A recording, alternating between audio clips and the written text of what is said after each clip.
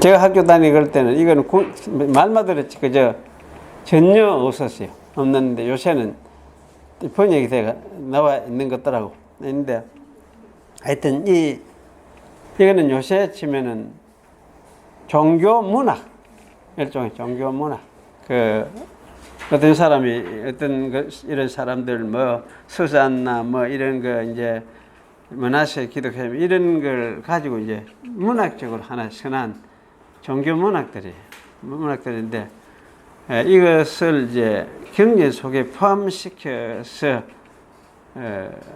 이제 놓은 그런 그 경전으로 그냥 인정을 완전히 하지는 않지만은 부록처럼 이렇게 갖다 붙이기도 하고 또 어떤 경우에는 이게 똑같은 것이다 이래가지고 같이 막 뒤섞어 놓기도 하고 역사적으로 막 이래가지고 뒤섞어 놓기도 하고 그런 이제 그 경향들이 지금 많이 있어요. 근데 70인역 같은 것도 보면 이래가 막 심지어 집에가 뒤에 갖다 붙여놨기도 하고 이런 것도 볼 수 있는데 이거는 하여튼 성경의 독특성, 성경이 이제 성경만이 하나님의 계시를 담고 있는 것이다.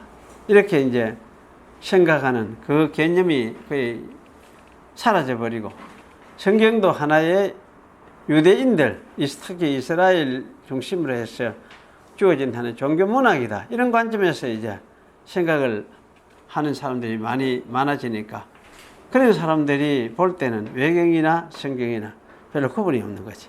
그래서 사실은 이런 일이 이제 벌어지고 있습니다. 그런데 우리는 하여튼 성경만이 하나님의 계시를 담고 있는 것이다. 성경 기록 속에 특별히 이거는 하나님께서 이제 어떤 과정을 통해서 이렇게 다 기록했는지 성경 다 설명되고 그래 한 건 알 수는 없지만은 하여튼 성경 속에서 읽어보면은 이거는 하나님이 자기를 드러내시는 도구로서 사용하면서 그 일을 이렇게 버리시고 하면서 그런 것에 대해서 기록하고 남기고 이렇게 해서 후대를 위해서 주신 하나님의 계시 말씀이구나. 그래서 계시는 시작이 있고 이게 진행 과정이 있고 마지막 또 이제 맺어지는 이런 매점이 있고 이래서 하나의 그 계시 전체 계시를 볼 수 있도록 남겨진 이거는 신적인 간섭이 들어있는 그리고 신적인 의도가 들어있는 그래서 이제 책이 바로 성경이구나. 그래서 성경은 단순히 문학이 아니고 이거는 하나님의 뜻이 담겨 있는 책이다. 역사책이다. 하나님의 뜻을 담아놓은 역사책이다. 그렇게 우리가 이해를 하고 그래서 성경의 독특성을 이걸 잘 이해를 하는 것이 굉장히 중요하다는 거. 이거 하나 여러분이 명심을 하셨으면 좋겠습니다. 이제 외경 했으니까 오늘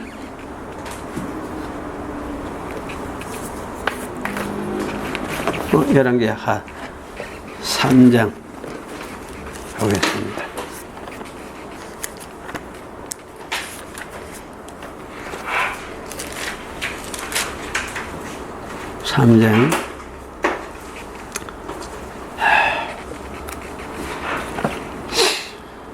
유다왕 여호사밧의 18년에 아합의 아들 여호람이 사마리아에서 이스라엘 왕이 되어 12년을 치리하니라. 저가 여호와 보시기에 악을 행하였으나 그 부모와 같이 하지는 아니하였으니 이는 저가 그 아비에 만든 바알의 주상을 제하였습니다. 그러나 저가 느밧의 아들 여로보암이 이스라엘로 범하게 한 그 죄를 따라 행하고 떠나지 아니하였더라. 모압 왕 메사는 양을 치는 자라 새끼양 10만의 털과 수양 10만의 털을 이스라엘 왕에게 바치더니 아합이 죽은 후에 모압 왕이 이스라엘 왕을 배반한지라. 그때 여호람 왕이 사마리아에서 나가서 온 이스라엘을 점거하고 또 가서 유다 왕 여호사밧에게 보내어 이르되 모압 왕이 나를 배반하였으니 당신은 나와 함께 가서 모압을 치시겠느냐. 저희가 가로되 내가 올라가리이다. 나는 당신과 일반이요 내 백성은 당신의 백성과 일반이요 내 말들도 당신의 말들과 일반이니이다. 여호람이 가로되 우리가 어느 길로 올라가리이까? 저가 대답하되 에돔 광야 길로니이다. 이스라엘 왕이 유다 왕과 에돔 왕으로 더불어 행하더니 길을 들러 행한 지 7일에 군사와 따라가는 생축을 먹일 물이 없는지라. 이스라엘 왕이 가로되 슬프다. 여호와께서 이 세 왕을 불러 모압의 손에 붙이려 하시는도다. 여호사밧이 가로되 우리가 여호와께 물을 만한 여호와의 선지자가 여기 없느냐? 이스라엘 왕의 신복 중에 한 사람이 대답하여 가로되 전에 엘리야의 손에 물을 붓던 사밧의 아들 엘리사가 여기 있나이다. 여호사밧이 가로되 여호와의 말씀이 저에게 있도다. 이에 이스라엘 왕이 여호사밧과 에돔 왕으로 더불어 그에게로 내려가니라. 엘리사가 이스라엘 왕에게 이르되 내가 당신과 무슨 상관이 있나이까?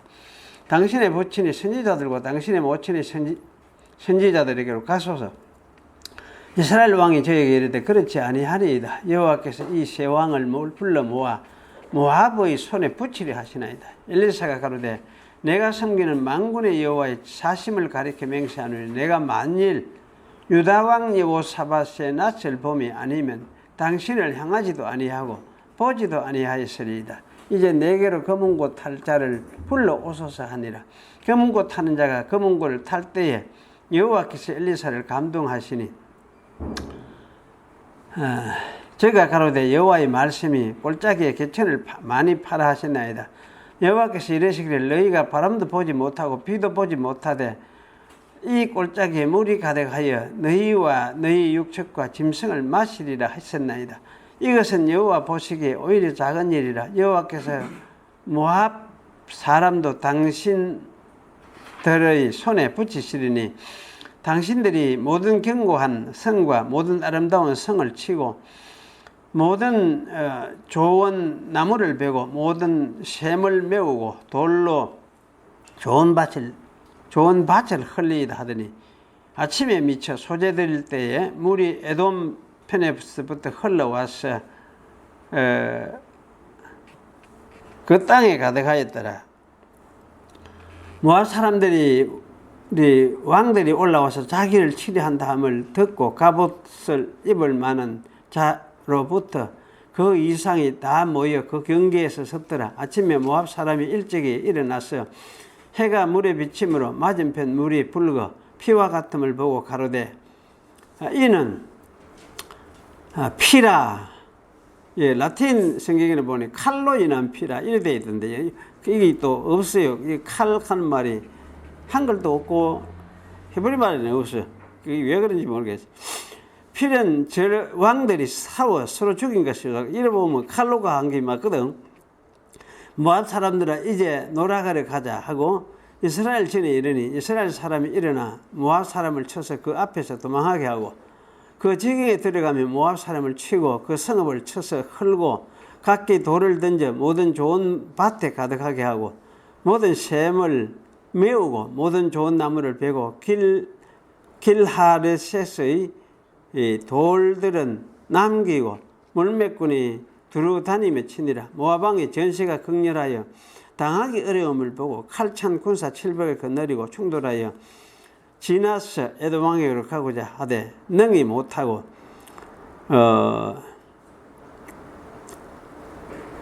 이에 자기를 위하여 자기 위를 이어 왕이 될 맏아들을 취하여 성위에서 번제를 드린지라.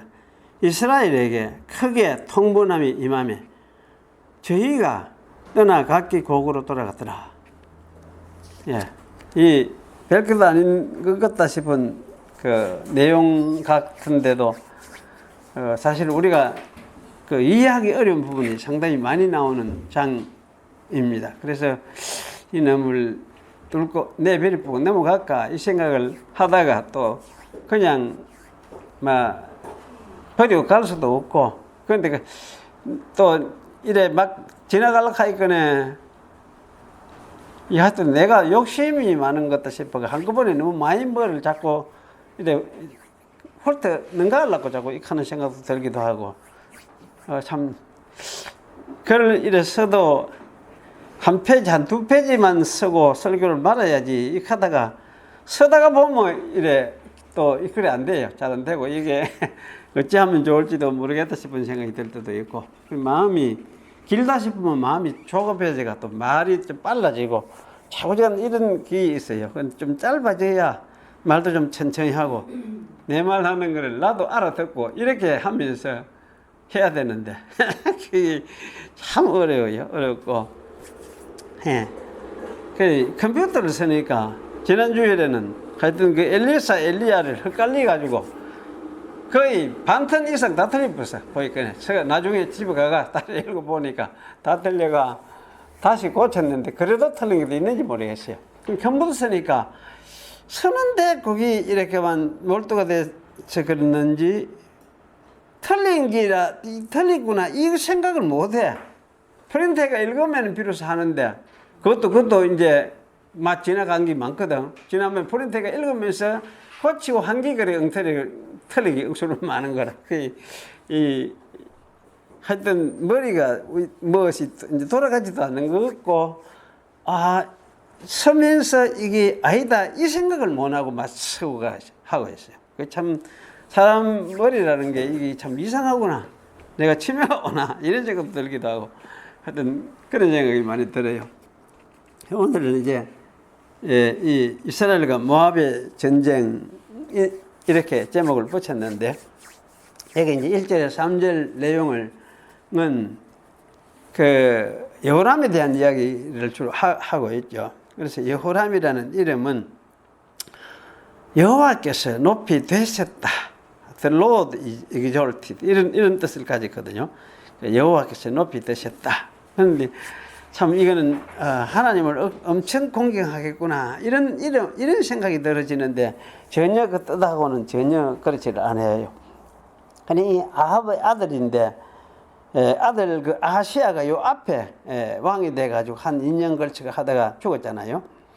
그런데 이어서 이제 아합의 또 다른 아들입니다. 여호람이 이스라엘 왕이 되었습니다. 그가 여기 12년을 다스렸다 이렇게 말을 했는데 아마 오늘 이제 이 3장에 나오는 이 모압 전쟁은 그가 아마 이 왕 되고 나서 아마 왕된 직후에 아마 이런 일이 벌어졌던 것 같다는 생각이 들어요. 열왕기 8장에 가보면은 이 3장 이후로부터 8장까지 여러 가지 사건들이 나오는데 그것이 거의 다 5년 안에 다 일어났던 일들이에요. 그렇게 이제 이야기를 하고 있으니까 어쩌면 요 이야기는 아주 초기에 왕된 초기에 일어났던 것이다. 그런 이제 생각을 갖도록 하는 것 같습니다. 이 여호람의 댐데미를 이야기를 여기서 말씀하고 있죠. 그래서 아합의 아들 여호람은 이제 그 이름이 암시하듯이 그래도 이스라엘의 하나님 여호와를 어느 정도 의식하고 있었던 것 같다. 그런 생각이 들어져요. 그래서 2절은 그가 악을 행하였으나 그 압이 그의 압이나 어미처럼 그 부모 이렇게 부르는데 사실은 이제 압이나 어미처럼 가면 그 좀 강조가 좀 분명하게 드러나죠. 그래서 그의 압이나 어미처럼 하지는 아니하였으니 그가 그의 아비가 만든 바알의 주상을 제거하였다. 이렇게 말씀을 하고 있습니다. 여호람은 악을 행하기는 하였지만은 그의 아비나 어미보다는 좀 나았다는 이야기를 하고 있죠. 그래서 나은 이유가 무엇이냐 할 때 그가 그 아비가 만든 바알의 주상을 그가 제거하였다. 이렇게 설명을 하고 있습니다. 특별히 여기 이제 아비가 만들었다 하는 말이 히브리 말에서는 뒤에 이제 딱 별도로 이렇게 설명을 붙인 것을 볼 때 굉장히 강조를 하고 있다. 그런 생각이 들어요. 그래서 그런 관점을 보면은 이거는 우리 아버지가 만든 것인데 이런 생각이 굉장히 있었던 것 같아요. 그런데 그러면서도 이걸 제거해야 됐구나. 이렇게 하고 제거를 한 것 같아요. 그래서 이런 이제 측면에서 보면은 그 아비나 어미보다는 훨씬 나은 점이 있었구나. 그렇게 말을 할 수가 있는 것 같고 2절이 아마 그래서 이런 인정을 하고 있다. 이런 생각이 들어집니다. 그런데 3절에는 그의 한계를 보여주고 있습니다. 그러나 그가 느밧의 아들 여로보암이 이스라엘로 범하게 한 그 죄를 따라 행하고 떠나지 아니하였더라, 이렇게 말씀하고 있어요. 그래서 여로보암 여러분 알잖아요. 여로보암은 여호와를 섬기는 것 때문에 사람들이 남쪽으로 자꾸 내려가고 예루살렘에 가게 되어지면은 막내가 많아지게 되죠. 그러면 결국 자기 왕조가 위험해지겠구나, 이런 생각을 했기 때문에 북쪽 이스라엘 땅에 가짜 여호와를 만들어 놓은 거지. 그게 금송아지였습니다. 그래서 그렇게 만들어 놓고 백성들이 그것을 이제 여호와 하나님, 이스라엘에서 우리를 이끌어낸 여호와 하나님이다, 이렇게 이제 생각하고 섬기도록 만들었습니다. 그래서 이 사이비 종교로 그 백성들이 와서 사이비 종교를 섬기도록 이렇게 이제 유인을 했던 것이죠.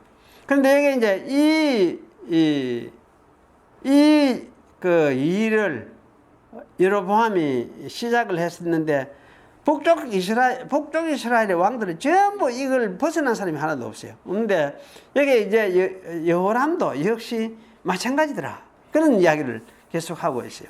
그래서 결국은 자기를 지키고, 결국 이거는 이제 자기가 자기를 지키는 거예요. 자기 지키고 자기 왕조를 지키고, 자기 왕조 지킨다는 말은 결국 자기 자신을 지키는 거랑 마찬가지잖아요. 그래서 요새 이제 이북에 그 김정은이 하는 게나 마찬가지. 그 사는 게 전부 지를 지키기 위해서 하는 짓이죠.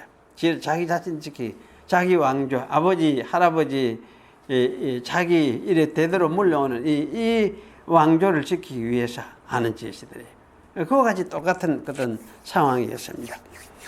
그래서 사실 이제 그가 이제 이렇게 된 것은 어쩌면은 당연하다는 생각이 들어집니다. 인간이 이스라엘 하나님을 믿는 이 신앙 위에 확고히 서 있지 않으면은 자기를 부정하는 일, 자기를 스스로 자기가 죽이는 그런 일은 거의 할 수가 없기 때문에 그렇습니다. 그래서 이러한 일들을 통해서 여호람은 신앙을 가진 자가 결국은 아니로구나 하는 것을 드러내는 것이라고 말을 할 수가 있습니다. 그가 이 바알의 주상을 제거한 것은 어쩌면 신앙으로 한 게 아니고 이거는 선한 일이라고 말할 수는 있지만 결국 이거는 믿음의 뿌리를 내리지 않는 그런 일시적인 행동이었음을 우리가 알 수가 있습니다. 여호와를 확고하게 믿지 아니하면은 사실 이 세상에 재리와 자기 자신의 생명과 유익을 포기할 수 있는 인간이 사실 없음을 보여줍니다. 그래서 이걸 사실 이렇게 포기하는 사람 이게 뭡니까? 결국 순교자가 되는 사람이지. 그러니까 믿음이 없이 순교가 불가능한 거죠.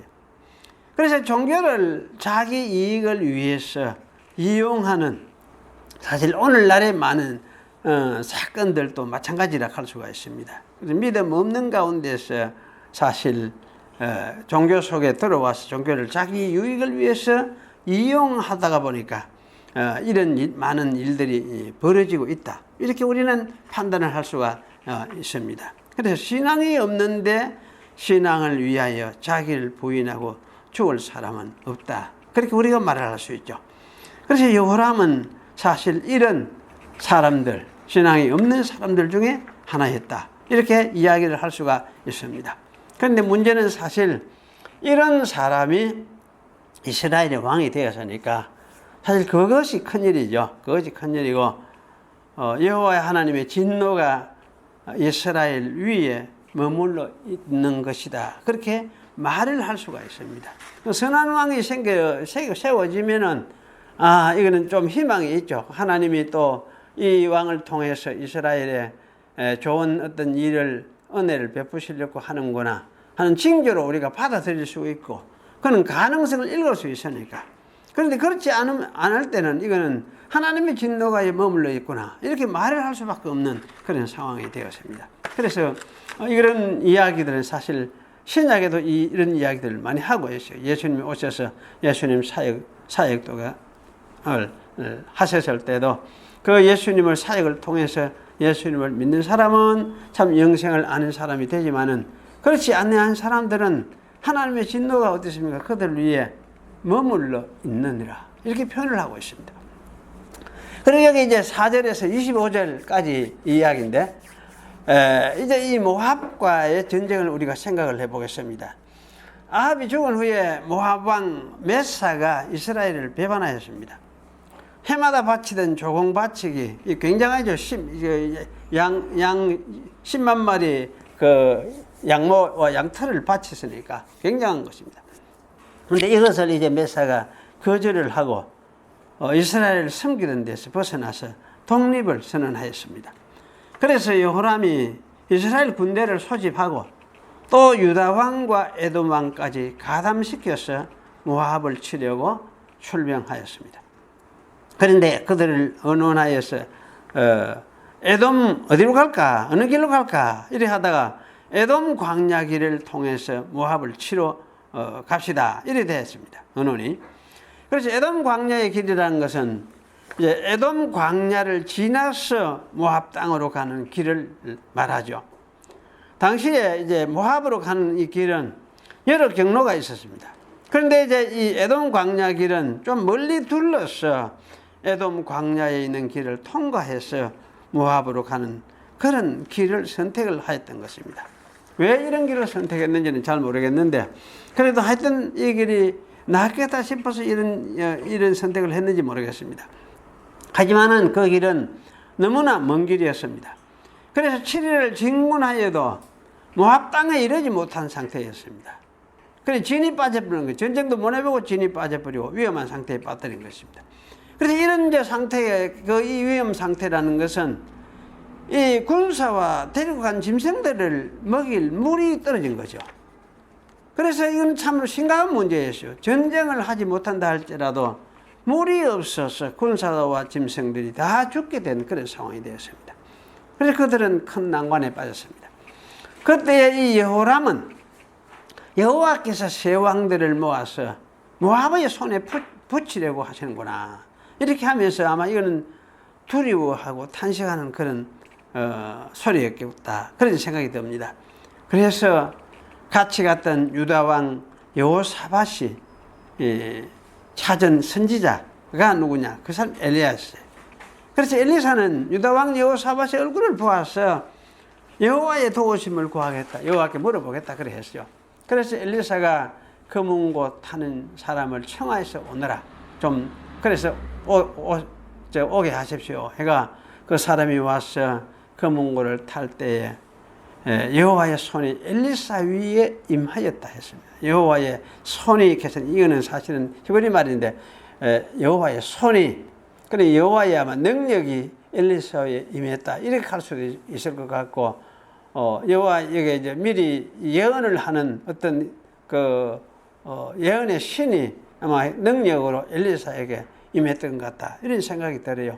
그래서 이제 이것도 참 어려운 문제 중에 하나인데 이 검은 것 타는 거하고 하나님의 신이 임하는 거하고 이게 무슨 관계가 있느냐? 자 이제 이 해결이 잘 안 돼요. 아는데 저는 뭐 간단하게 생각하는 게 좋겠다 싶어요. 왜?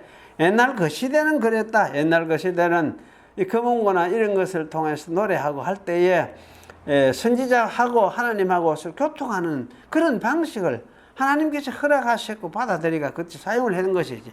그때는 그래 했고 신약에는 이제 그런 방식도 예수 그리스도를 통해서 이제 하시고 신약에는 우리가 이제 믿음으로 하나님과 그저 하나님을 믿고 살아가는 가운데서 또 교통하고 기도하고 이렇게 살면서 살도록 그렇게 하셨고 그런 중에 때로는 참 이렇게 하나님이 때로는 우리에게도 성령의 어떤 비침을 주셔가지고 뭘 깨닫게 하고 하는 그런 경우가 간혹 있긴 있어요. 있는데 그런 어떤 형태로 우리가 생각을 하면 될 것 같습니다.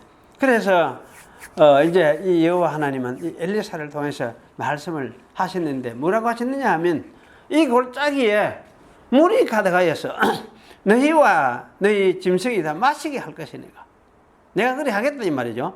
그럼 이 골짜기에 개천을 많이 팔아 이렇게 말을 했습니다.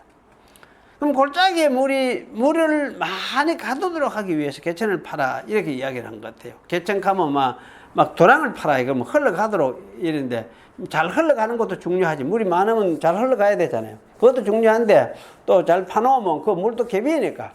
그래서 아마 물도 가두고 이런 조처를 취한 것 같았습니다. 그리고 이제 이것보다도 더 큰 일을 보여주겠다고 말씀하시면서 모압을 여호람과 여호사밧과 에돔 왕의 손에 붙이겠다 이런 말씀하시죠. 그래서 네가 그 붙이게 되면 그때는 모압을 절단내겠다. 우리 절단낸다 말 좀 잘 알죠? 옛날 저는 어릴 때 억수로 많이 사용한 말이에요. 이거는 절단낸다. 이거는 뭐 박살내가 깨 부사가 완전히 이거는 조지부른 거예요. 이걸 절단낸다 이렇게. 그러니까 여기 내가 그래 하겠다. 그래 막 이야기를 했어요. 그래서 그 절단내니 어찌 하는 게 절단내냐? 모압의 요새 아름다운 그 성들 다 치고 부서뜨리고 하고 또 나무도 좋은 나무 있는 거 다 베푸고 그리고 샘도 다 메어버리고 좋은 밭도 돌미니까 돌을 가져가고 샘도 다 채워서 밭 해먹지도 못하도록 만들어버리고 왕진이 망쳐버린 거예요. 이게 사실 절단내는 거예요. 이런 식으로.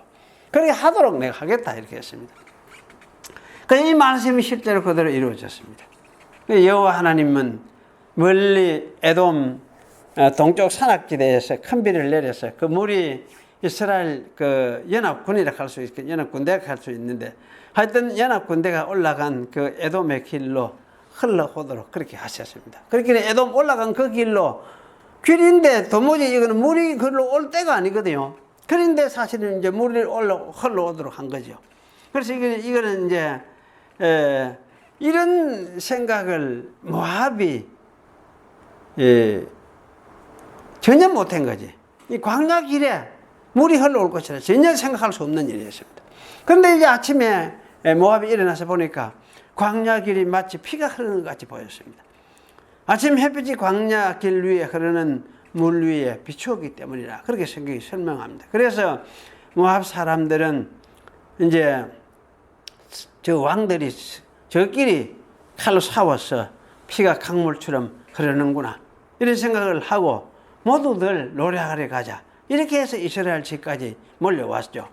그래서 그때에 이스라엘 연합군이 일어나서 뛰어나가면서 이 모압 사람들을 쳤습니다.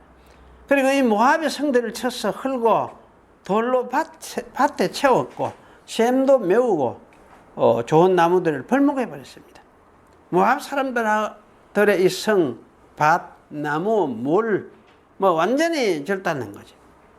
이것을 사실은 이렇게 참 잔인하게 했구나 이런 생각할 때 요새 뭐 푸틴 하는 게는 똑같잖아요. 뭐 마구 아무데나 대포 쏘아가지고 부사되니까 그런 식의 하는 게는 뭐 마찬가지인데 사실 이거는 제가 볼 때는 이거는 이제 모압을 하나님께서 모압을 심판하여서 진멸시키는 그런 일에 해당이 된다. 그러니까 진멸이라는 말 여러분 알죠?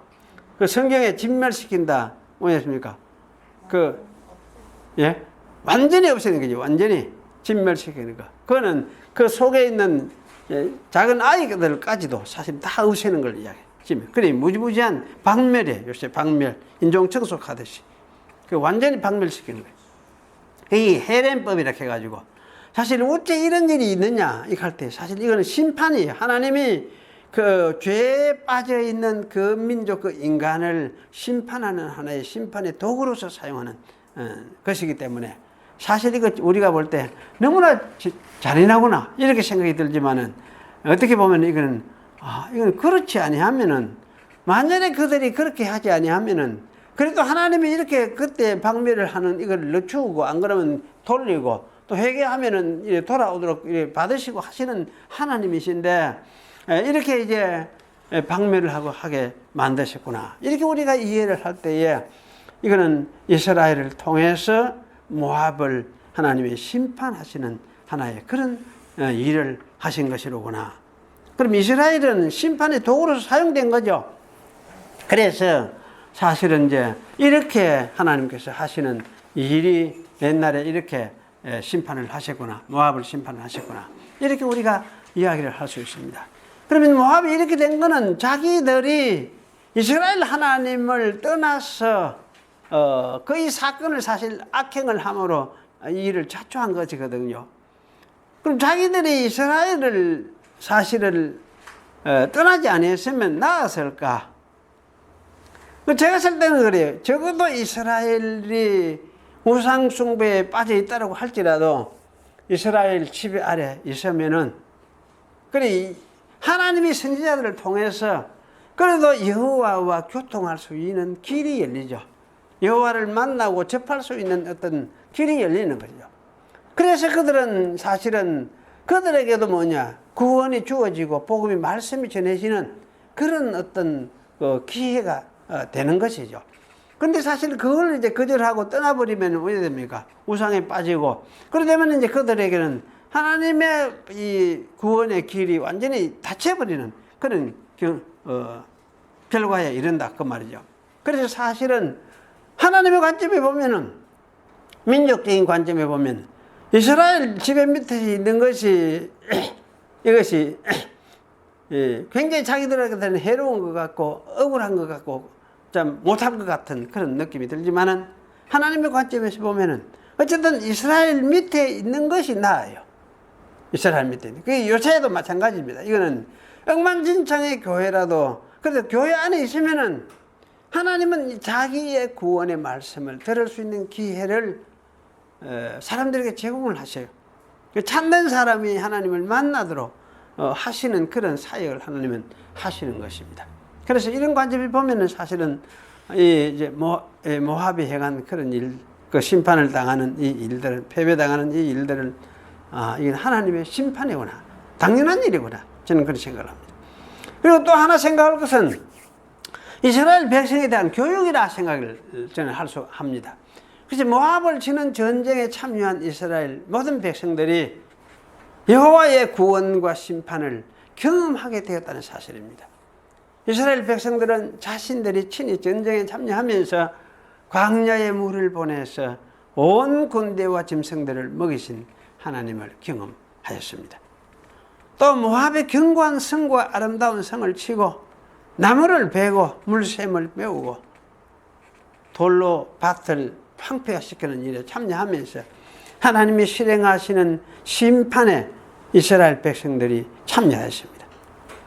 하나님은 이스라엘 백성을 구원과 심판에 참여하게 하셔서 하나님을 알고 경외하도록 하셨습니다. 이 모든 일들이 다 하나님이 이스라엘에 임재하여 계심을 알게 하는 일들이었습니다. 하나님 임재를 보여주는 거죠. 아직도 하나님 여기 계신다 이거 보여주는 것이었거든요. 하나님은 이스라엘과 유다 왕과 에돔 왕으로 하여금 이스라엘에 임재하여 계시는 하나님을 알게 하셨습니다. 이것은 성경에 반복되는 성경 역사 속에 반복되는 내용이라고 할 수 있습니다. 출애굽 사건 때도 마찬가지요. 그것도 하나님의 임재를 보여주는 것이고 그 후부터 계속해서 이스라엘 속에 계시면서 하나님 자신의 임재를 그들을 통해서 나타내셨습니다. 사실 오늘날 우리들도 사실은 마찬가지로 할 수 있습니다. 이런 측면은 하나님은 땅에 오신 그리스도와 함께 계셔서 그리스도를 위해서 싸우셨습니다. 그 결과 일어난 일이 그리스도의 부활 사건입니다. 그리고 또 하나님은 교회 위에 임재해 계셔서 교회를 위해서도 싸우십니다. 그렇게 하여서 교회의 자신을 알리시고 가르치시는 것입니다. 교회는 하나님의 임재하심을 배우고 확인하는 곳입니다. 성도는 교회에서 하나님의 임재하심을 우리가 확인하고 배우는 사람입니다. 마지막 날에 교회의 부활로서 하나님의 임재를 완전히 드러낼 것이 틀림없죠. 이것이 이제 재림 때라 할 수 있습니다. 그러나 그 이전에도 하나님은 교회 속에 계시면서 자기를 교회 안에 나타내시고 성도들에게 보여주시고 그렇게 역사를 하시는 분이 하나님이시에요.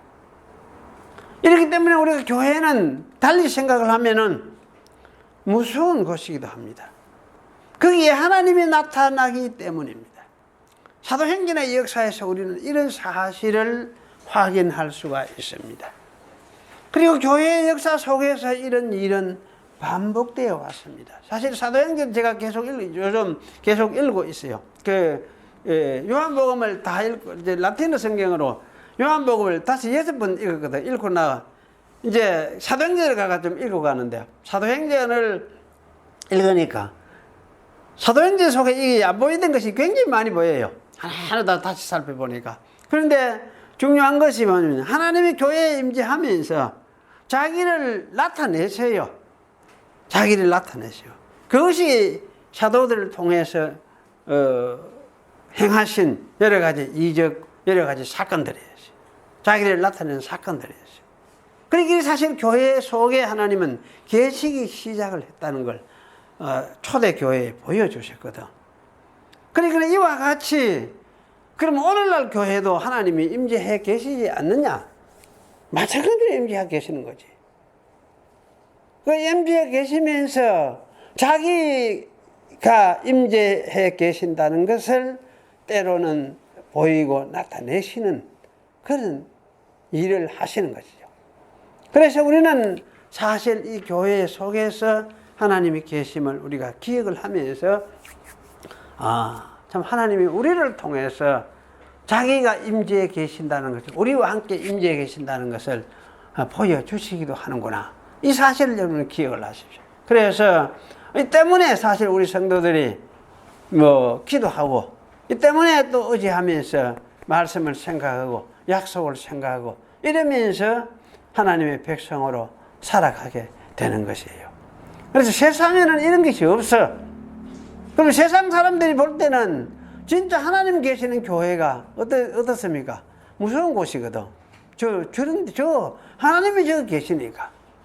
그래서 이 교회는 어쩌면 세상 심판을 증거하는 증인으로서 기능을 하는 그런 일을 하는 곳이 또 교회이구나 하는 사실 우리가 또 하나 기억을 할 필요가 있습니다. 그리고 여기 마지막에 생각할 것은 26절부터 27절입니다. 이것도 참 이해하기 어려워해요. 굉장히 이해하기 어려워해요. 모압 왕이 이제 성위에서 자기가 이 맏아들을, 자기 왕이 될 맏아들이죠. 맏아들을 자기 신 밀곰에게 번제물로 드린 일과, 그런데 이스라엘의 분노가 임했다 하는 이야기를 하고 있어요. 그리고 퇴각을 해버린 거지. 이게 어째서 이런 일이 벌어졌는지 사실 이해하기가 쉽지를 않습니다. 그래서 이것에 대해서 여러 가지 견해들을 사람들은 제시를 하고 이야기를 하고 있어요. 그럼 저는 이제 문맥을 따라서 살펴보면서 이것도 그렇게 복잡하게 생각할 건 아니다, 이런 생각이 들어집니다. 그래서 이 모압 왕 메사는 전세가 자기에게 불리하다는 것을 깨달았습니다. 그래서 비교적으로 약하게 보이는 에돔 왕을 돌파하려고 하는 거지. 에돔 왕을 쳐서 저건 좀 약해 보이니까 저 뚫어야 되겠다, 이런 생각을 한 거지. 그래서 에돔 왕을 돌파해서 이 전세를 역전시켜버리고 그렇게 했습니다. 그래서 그는 이제 군사 700명을 거느리고 특공대, 요새 치면 특공대 700명을 거느리고 에돔 왕을 돌파하려고 시도를 하였습니다. 그러나 그것이 불가능하였습니다. 그러자 메사는 자기의 맏아들을 취하여서 성벽 위에서 번제를 드려버렸습니다. 인신제사를 드렸던 것이죠. 마치 이것은 발악하듯이, 그리고 최후의 방책처럼 자기 신에게 아마 제사를 드린 것 같다, 그런 생각이 들었습니다. 그것을 본 이스라엘 사람들에게는 크게 통벌함이 임하였다, 이렇게 했습니다. 그리고는 그들은 전장을 떠나서 각기 고국으로 돌아갔다, 이렇게 표현을 해놨습니다. 그런데 이 말이 사실은 무슨 말인지 잘 이해가 안 돼요. 그래서 27절 하반절을 좀 다시 살펴보면은 좀 단서가 들어있어요. 그게 뭔가 하면 이스라엘에게 큰 분노가 있었고 그들이 떠나서 이렇게 했는데 사실은 철수를 이야기해요. 철수하는 걸 이야기해요. 그들이 철수해가지고 각기 자기 딸의 땅으로 돌아갔더라. 아마 자기 고향이겠죠. 자기 집으로 돌아갔다, 이렇게 이제 번역을 할 수가 있습니다.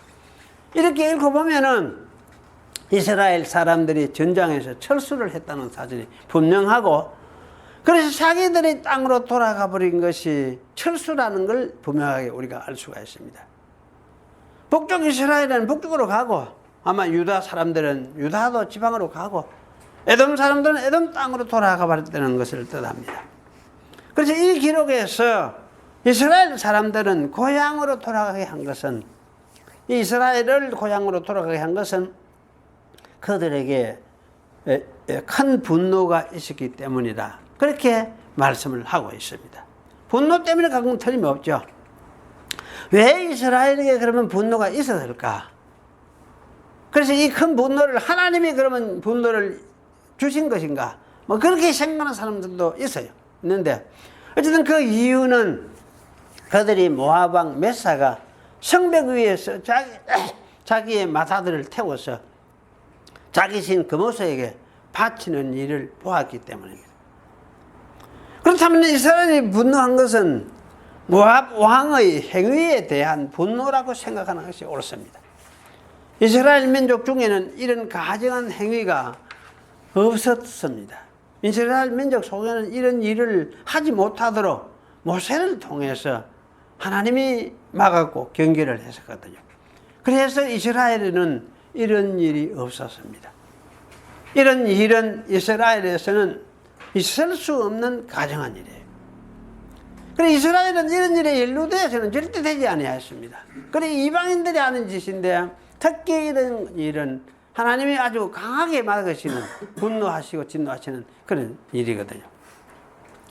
그래서 사실 이러한 것에 대해서 하나님이 막으시고 그래도 원하시지 아니하셨다. 역사상 우리는 그런 일이 없었다.